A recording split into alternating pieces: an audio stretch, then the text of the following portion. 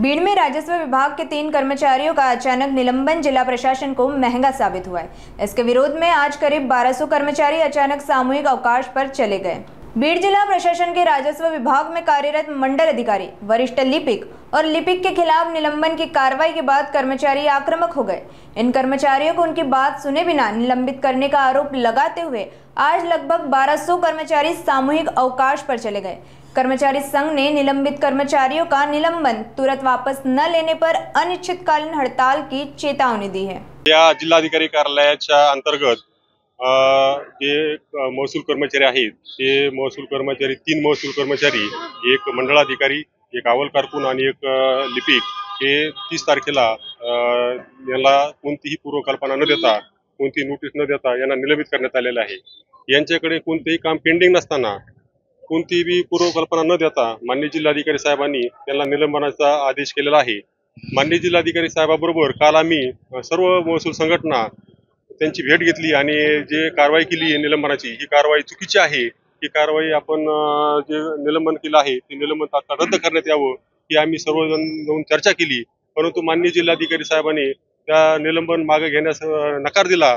त्यामुळं सर्व महसूल संघटना कोतवालापासून तर मंडळाधिकाऱ्यापर्यंत, कोतवाल असन, शिपाई असन, लिपिक असन, तलाठी असन, अहवाल कारकून असन, मंडळाधिकारी हे सर्वजण, जिल्ह्यातील सर्वजण आज एक दिवसाची रजा आंदोलन करत आहोत।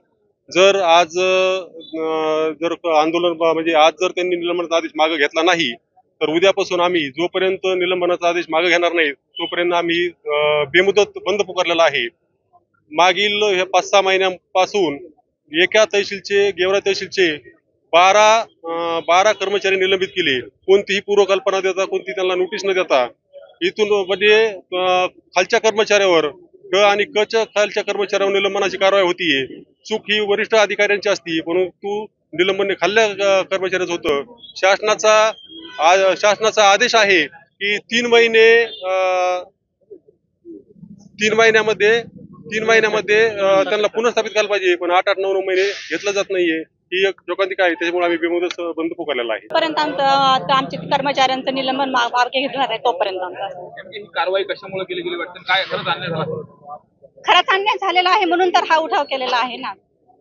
जिल्हाधिकारी महोदयांचं म्हणणं आहे की ऑनलाईनची कामं पेंडिंग होती आणि त्यांनी ऑनलाईनचे कामं जरी केली गेली नाही। ऑनलाईनचे जरी काम असलं तर त्या लोकांचं लॉगिनच नाहीये, आयडी नाहीये त्यांचा काढलेला गेलेला आणि अतिकृत हे करतात, अतिकृत कामं करता येते। त्यांच्याकडे चार्ज नसतानाही ते शासनाचं काम आहे, आपली जबाबदारी आहे म्हणून ते काम पार पाडतायत।